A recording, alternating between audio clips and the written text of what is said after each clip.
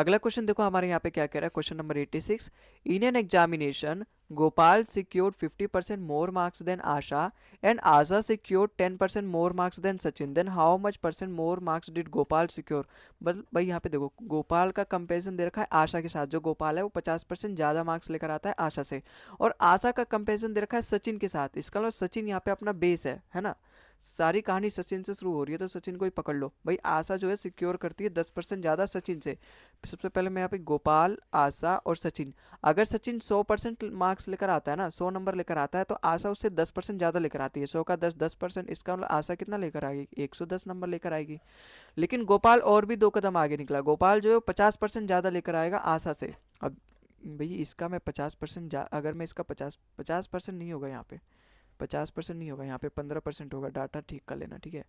15% जो गोपाल है, क्योंकि यहाँ पे कुछ ज़्यादा डिफरेंस आ जाएगा फिर, है ना। तो गोपाल जो है वो 15% ज़्यादा लेकर आता है। अभी 110 का 15% निकालो, ऐसे बैठ मत जाओ, 15% निकालना भाई। भाई ये है, ये जीरो है, ये जीरो को अभी छोड़ो, जीरो को छोड़ो, परसेंटेज को छोड़ो।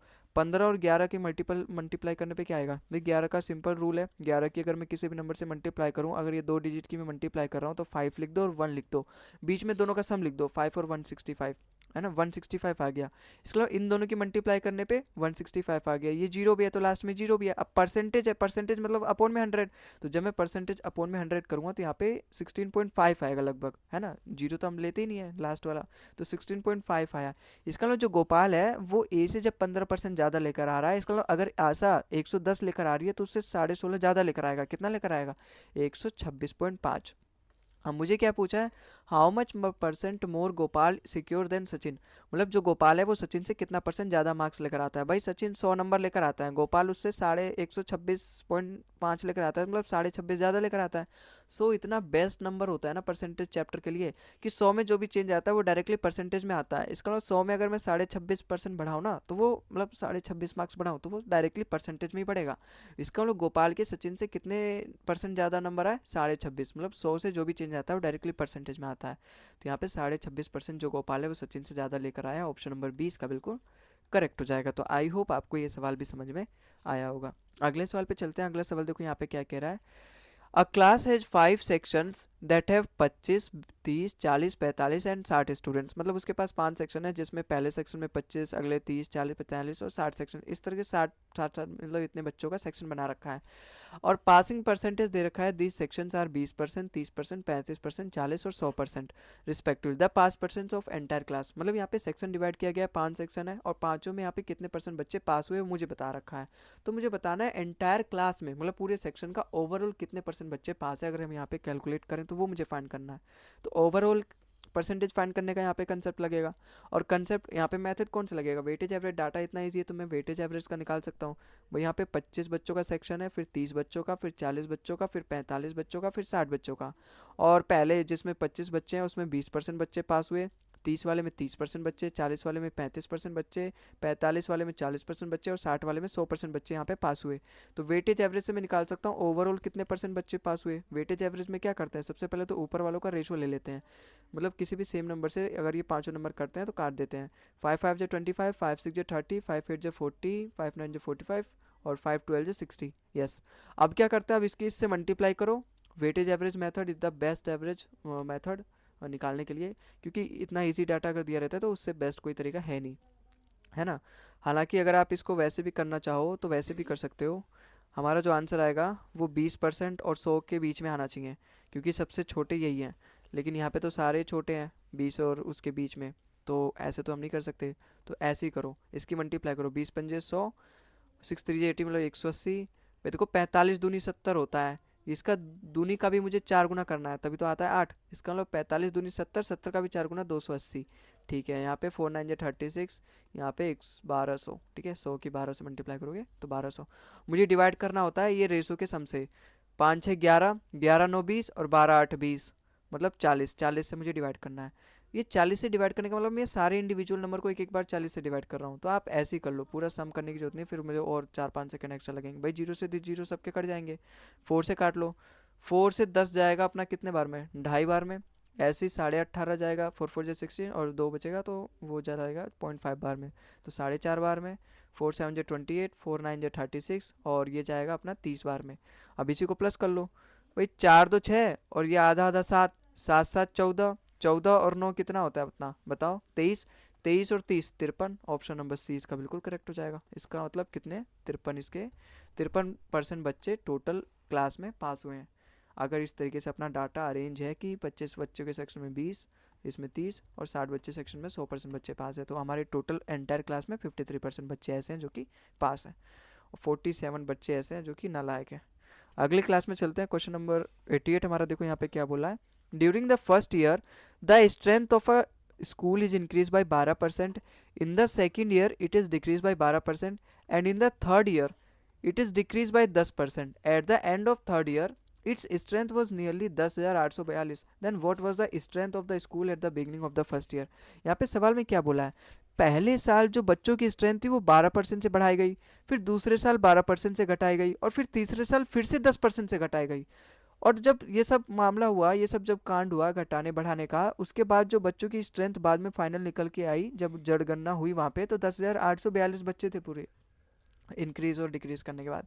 तो मुझे बतानी बच्चों की स्ट्रेंथ पहले साल के शुरुआत में कितनी थी, beginning of the first year, है ना। यहाँ पे शुरुआत में स्कूल की संख्या कितनी थी, स्कूल की संख्या नहीं, स्कूल में बच्चों की संख्या है, नहीं स्कूल की संख्या होगा, हाँ बच्चों की संख्या नहीं, स्कूल की संख्या मतलब स्टार्टिंग फर्स्ट मंथ के पहले में कितनी थी। भाई मैं मान के चलता हूँ एक्स थी, मुझे तो नहीं पता स्टार्टिंग में कितनी थी, मैं मान के चलता हूँ एक्स थी। मैं यहाँ पे इसको परसेंटेज को फ्रैक्शन में कन्वर्ट कर लूँ, फ्रैक्शन में कन्वर्ट करने के लिए और भी ईजी हो जाता है जब भी इस तरीके से सवाल आते हैं। या तो इनका एक डायरेक्ट फॉर्मूला होता है इंक्रीज और डिक्रीज का, है ना, लेकिन यहाँ पे फाइनल वैल्यू दे रखी है तो मेरे लिए परसेंटेज को फ्रैक्शन में कन्वर्ट करके करने के लिए बहुत आसान हो जाएगा, क्योंकि जब ये फाइनल वैल्यू दी रहती है ना, तो जब मैं रेशो में कन्वर्ट कर लेता हूँ तो आमने सामने वाली वैल्यूज कट रही होती हैं, और जब कटती हैं वैल्यू तो छोटी होती है, छोटी होती है तो मेरे लिए और आसान होता है। ठीक है, अब यहाँ पे देखो 12% की फ्रैक्शन वैल्यू और 10% की फ्रैक्शन वैल्यू निकालो तो मुझे पता चल जाएगा। भाई 12% 4 का मल्टीपल है, 4 का मैं जानता हूँ 1/25 होता है, और ये 4 का 3 गुना है, इसका मतलब इसकी जो फ्रैक्शन वैल्यू आएगी 3/25 आएगी, और 10% की फ्रैक्शन वैल्यू कितनी आती है 1/10। पहले क्या किया गया, इंक्रीज किया गया है, इसका मतलब पहले अगर 25 रहा होगा ना तो उसमें 3 इंक्रीज करके 28/25 क्या आ जाएगा, इसका मल्टीपल आ जाएगा एक्स का, मतलब पहले अगर एक्स बच्चे रहे होंगे, एक्स स्कूल रहे होंगे, 28/मैंने 25 कर दिया, इसका मतलब 12% बढ़ा दिया। फिर मैंने क्या किया, फिर अगले साल सेकेंड ईयर में मैंने फिर से 12% से घटा दिया, 12% से घटा दिया, तो इस बार जो मैंने प्लस किया था ना 3, अब वो मैं माइनस कर दूंगा, क्योंकि 12% से घटाया, 25 का 3 12% होता है, तो अगर पहले 25 था तो उसमें से 3 माइनस कर दिया, मतलब 12% माइनस कर दिया, तो 3 माइनस करके यहाँ पे क्या आएगा 22 आएगा। फिर डिक्रीज बाय 10%, फिर मैंने 10% से डिक्रीज किया, इसका मतलब पहले अगर 10 रहा होगा तो अब उसका 1 होता है 10%, तो 1 माइनस करके बाद 9 हो जाएगा, 9/10 मतलब 90%। तो ये आ गया टोटल अपना जो भी यहाँ पे गढ़ाया बैठाया गया। अब जनगणना के बाद स्कूलों की संख्या कितनी आई, 10,842, तो यहाँ से मुझे एक्स की वैल्यू मिल जाएगी, बिल्कुल मिल जाएगी। अब ये कैलकुलेशन मुझे यहाँ पे करनी है ना। अब ये कैलकुलेशन मैं कैसे करूँ, है यहाँ पे अगर आप एक चीज़ देखोगे ना, एक चीज़ देखोगे, अपने आंसर जो आ रहे हैं ना वो कहीं भी डेसिमल में नहीं आ रहे, ना डेसिमल में आ रहे हैं और ना कोई फ्रैक्शन वगैरह में आ रहे हैं। इसका मतलब ये जो पूरी वैल्यू है, ये पूरी वैल्यू और ये पूरी वैल्यू मतलब कट जा रही है आपस में, है ना, मतलब कुछ ऐसे डेसिमल वगैरह कुछ वैसा कुछ वहाँ पे सीन नहीं बनेगा। कट जाने का मतलब यहाँ पे x की वैल्यू ऐसी आनी चाहिए जो कि ये 25 × 10 से कट जाना चाहिए, तभी तो ये वैल्यू आनी चाहिए। देखो 25 × 25 ऊपर से तो कुछ कटेगा नहीं, 25 को काटने के लिए 5 की जरूरत है, वरना मजाल नहीं किसी की जो 25 को काट दे। अब 28 में भी 5 नहीं होता, ना 22 में 5 होता है, ना 9 में 5 होता है। इसका मतलब एक्स की वैल्यू ऐसे लूंगा जो 25 × 10 से कट जाए। बताओ अगर मैं 8,000 लूंगा, मैं 25 × 25 का मल्टीपल चेक कर सकता हूँ, डिविजिबिलिटी रूल चेक कर सकता हूँ। भाई 25 का डिविजिबिलिटी रूल होता है लास्ट के 2 डिजिट 25 से कटने चाहिए, और 25 × 25 मतलब लास्ट के 2 × 2 मतलब लास्ट के 4 डिजिट कटने चाहिए, 25 × 25 मतलब लास्ट के 4 डिजिट 25 से कटने चाहिए। क्या इसमें लास्ट के 4 डिजिट पूरा 8,000 ही 4 डिजिट आ जाएगा, शुरू होते ही खत्म हो गया, मतलब 8 के 8 होगा 8,000 पूरा 4 डिजिट है। क्या ये 25 × 25 से कट रहा है, देखो 25 × 25, 25 से लास्ट की 2 डिजिट तो कट जाएगी, 25 चौका 100 बिल्कुल कट जाएगा, लेकिन 25 से स्टार्टिंग का 2 डिजिट नहीं कटेगा। 25 × 25 625, इसका मतलब ये पूरा नंबर 625 से बिल्कुल नहीं कटने वाला। ठीक है, अब ये 10,000 को देखते हैं, 10,000 क्या 25 1/25 × 25 का मल्टीपल है कि नहीं। भाई ये जो 100 है ये कुछ और नहीं है, मतलब ये 10,000 है, कुछ और नहीं है, 100 गुना 100 है, बिल्कुल ऐसे ही करके देख लिया करो। 25 से जा रहा 4 बार में, 25 से ये भी जा रहा 4 बार में, 4 चौक 16, इसका मतलब ये 625 का 16 गुना है। 16 गुना, इसका मतलब ऑप्शन नंबर बी यहाँ पे बिल्कुल सही लग रहा है, यहाँ पे ग्रीन सिग्नल मिल गया। 6500 भी नहीं जाएगा, 65 से 25 से जा रहा है ये, एक 25 खत्म, लेकिन एक 25 बचा, वो 65 को काटेगा नहीं, ये भी गलत। ऐसी 12,000 है, 12,000 देखो 25, जैसे यहाँ पे मुझे 625 का फाइंड करना है, 625 होता है 25 गुना 25, 25 का डिविजिबिलिटी रूल चेक करने के लिए लास्ट की 2 डिजिट कट रही है, लेकिन ये जो दूसरा 25 है ये 120 काटेगा ही नहीं, तो ये भी नहीं कट रहा है, इसका ऑप्शन नंबर बी ही है जो कि एक्स की वैल्यू आ सकती है। अगर मैं इसको यहाँ पे रखूँ 10,000, 10,000, तो ये 25 गुना 25, 625 से 16 बार में जा रहा है, क्योंकि 4 चौक 16, तो 16 बार में जा रहा है। और फिर जो भी यहाँ पे कैलकुलेट करने के बाद ये 10 तो गायब हो ही जाएगा इजीली। फिर ये जो कैलकुलेशन करने के बाद यहाँ पे बिना पॉइंट के अपने आंसर यहाँ पे इतना अच्छा सा एकदम कंप्लीट आंसर दिख रहा है। इसका मतलब ऑप्शन नंबर बी, डाटा इस तरीके से सेट है ना यहाँ पे, इस तरीके से यहाँ पे डाटा सेट है कि बच्चे की फील्डिंग सेट है यहाँ पे, क्योंकि डाटा इस तरीके से सेट है, अगर बच्चा सेट इसको सॉल्व करने लगा तो फिर डेफिनेटली वो अपने 4-5 मिनट कर देगा, 4-5 मिनट गए मतलब लोड बढ़ गया, टाइम कम हो गया, ठीक है, तो फिर दिक्कत आ जाती है, फिर वो स्ट्रेस एक तरीके से स्ट्रेस में कन्वर्ट हो जाता है। तो यहाँ पे डाटा इस तरीके से सेट है। इसी तरीके से एक आध सवाल आता है जो एग्जामिनर जानबूझ के पूरी रात जग के इस तरीके से एक आध सवाल बनाता है, ताकि स्टूडेंट्स को इस तरीके से डाटा सेट करके दे, ताकि स्टूडेंट्स अपना यहाँ पे सर फोड़ ले और अपना टाइम बर्बाद कर ले, ठीक है। तो इस तरीके से नहीं, पहले जब भी आपको दिक्कत आए कैलकुलेशन करने में, आप तुरंत वहाँ पे देख लिया करो कि कहीं ऑप्शन में कुछ हिंट वगैरह तो नहीं मिल रही, कहीं कुछ कैलकुलेशन में कुछ अवॉइड नहीं कर सकता मैं, कहीं डाटा इस तरीके से सेट नहीं है कि मुझे एक तरीके से ट्रैप में फंसाया जा रहा है। तो वही काम यहाँ पे किया गया और उसके ट्रैप को हमने पकड़ लिया, ठीक है। आओ अगले सवाल पे चलते हैं। क्वेश्चन नंबर 89, देखो यहाँ पे क्या कह रहा है। The total number of students in class A and B is 72. The number of students in A is 40% more than B. The average marks of students in B are 50% more than students of A. If the average marks of all the students in A and B are 58, then what is the average marks of students in A? देखो ऐसा सवाल हम पहले भी कर चुके हैं भाई। टोटल स्टूडेंट्स जो हैं, total number of students class में, वो A प्लस बी मतलब दोनों क्लास में मिला के 72 है ना। अगर नंबर ऑफ स्टूडेंट्स ए में 40% ज़्यादा है बी से, 40% की फ्रैक्शन वैल्यू कितनी होती है, 2/5। इसका मतलब अगर ए में और बी में, ए में जो है 40% ज़्यादा है, इसका मतलब बी में अगर 5 है तो उससे 2 ज़्यादा ए में है तो 7 है। अब आगे क्या बोला है, आगे बोला average marks of student in B 50% more than students of A, मतलब जो एवरेज मार्क्स स्टूडेंट्स बी में है उनका 50% ज़्यादा है ए वालों से, मतलब 50% की फ्रैक्शन वैल्यू कितनी होती है, 1/2। इसका मतलब अगर ए में जो एवरेज मार्क्स है बच्चों का वो 2x है, तो उससे एक ज़्यादा बी में 3x हो जाएगा, तो ये आ जाएगा अपने एवरेज मार्क्स का डिफरेंस, एवरेज मार्क्स का रेशो। अब सवाल में क्या बोला है, सवाल में average marks of all the students is 58, 58। इसका मतलब एवरेज मार्क्स, मतलब ओवरऑल अगर मैं एवरेज मार्क्स निकालूं, टोटल बच्चों का एवरेज मार्क्स जो है वो 58 दे रखा है। और मुझे क्या फाइंड करना है, average marks of students in A, मतलब यहाँ पे ए के अंदर ए क्लास में जितने भी एवरेज बच्चे हैं उनका एवरेज मार्क्स कितना है, मतलब बच्चे हैं उनका एवरेज मार्क्स कितना है, मतलब 2x की वैल्यू मुझे यहाँ फाइंड करनी है। भाई ये तो स्टूडेंट्स का रेशो है, ये तो स्टूडेंट्स का रेशो है, ये उनके एवरेज मार्क्स का रेशो है, तो मुझे यही पता करना है ए वाली क्लास में एवरेज मार्क्स कितना है। भाई यहाँ पे वेटेज एवरेज से कर सकता हूँ, मुझे एक्स की वैल्यू तो फाइंड करनी है, तो इसकी इससे मल्टीप्लाई करो, इससे इसकी मल्टीप्लाई करो, फिर रेशो के सम से डिवाइड कर दो उसके सम से। 7 2 जा 14x और 5 3 जा 15x, 14 और 15 मतलब 29x आ गया, और रेशो के सम से डिवाइड कर दो, 7 5 12। तो सवाल में इसी की वैल्यू दे रखी है, ये अपना आया टोटल एवरेज, और सवाल में इसी की वैल्यू दे रखी है 58। 29 से जाएगा 58 दो बार में, और यहाँ से एक्स की वैल्यू आ जाएगी, जब मैं क्रॉस मल्टीप्लिकेशन करूँगा एक्स की वैल्यू कितनी आ जाएगी 24। मुझे फाइंड करनी है ए क्लास में जो बच्चे थे उनका एवरेज मार्क्स कितना था, इतना था 2x था, एक्स की वैल्यू 24 आई है तो 2x की वैल्यू 48 आ जाएगी। इसका मतलब क्लास ए में जो एवरेज मार्क्स था बच्चों का वो कितना था, 48। ऑप्शन नंबर डी इसका बिल्कुल सही हो जाएगा। तो आई होप आपको ये सवाल समझ में आया होगा, हालांकि ऐसा सवाल हमने पीछे भी किया है। अगले सवाल पे चलते हैं। देखो यहाँ पे एक कंसेप्ट, अपना नया कंसेप्ट यहाँ पे इंट्रोड्यूस होगा। The price of sugar has increase by 18%, by what percentage can a person decrease the consumption so that there is no change in the expenditure. देखो जब भी इस तरीके से सवाल आए, जब भी आपको नो चेंज इन एक्सपेंडिचर मतलब एक्सपेंडिचर में कोई चेंज नहीं आ रहा, तो वहाँ पे हमारा रिवर्स रेशो मेथड लगता है। भाई यहाँ पे एक पहले मैं आपको समझाता हूँ कि आखिर यहाँ पे कहना क्या चाहता है। पहले आप ये बताओ, जैसे यहाँ पे expenditure is equal to price गुना कंजम्पशन होता है, ये तो आप समझ लो ऐसी, एक्सपेंडिचर इक्वल टू प्राइस गुना कंजम्पशन। एक्सपेंडिचर मतलब खर्चा कितना किया, अभी एक जो खर्चा होता है बराबर होता है प्राइस कितना है सामान का और सामान को मैंने कितना कंज्यूम किया, मतलब मैंने सामान कितना खरीदा और कितना रुपए का था, उन दोनों की मल्टीप्लाई कर दूंगा तो मुझे पता चल जाएगा मैंने कितना खर्च किया। अब मैं एक दुकान पे जा रहा हूँ जहाँ पे 1200 रुपये मैं लेके गया, ठीक है, और मैंने 60 रुपये किलो वाला यहाँ पे चावल खरीदा, ठीक है। कितना आएगा 1200 में, 62 या 12, मतलब 6 2 या 12, इसका मतलब 20 किलो आएगा, 20 किलो कंजम्पशन मैं करूँगा। 60 रुपये किलो वाला चावल मैंने 20 किलो खरीदा, ठीक है। अब क्या हुआ, अब यहाँ पे बोला there is no change in expenditure, है ना, और प्राइस कितना बढ़ गया 18% से। इसका मतलब अब मैं एक्सपेंड, अभी मैं सवाल एग्जांपल लेके समझा रहा हूँ, अभी मैं सवाल नहीं कर रहा। अब क्या है, मैं फिर से गया अगले महीने जब मेरा राशन खत्म हो गया, तो उस बार भी मैं 1200 ही लेके गया, सोचा इस बार भी उतना ही किलो मिल जाएगा। लेकिन इस बार महंगाई बढ़ चुकी थी, जो चावल 60 रुपये था अब वो 100 रुपये का चावल हो गया। तो अब मुझे कितने किलो मिलेगा चावल, 12 किलो मिलेगा, तभी तो 100 गुना 12 1200 में मिलेगा। 1200 में अगर 100 रुपये किलो चावल है प्राइस का, तो 12 किलो चावल मिलेगा।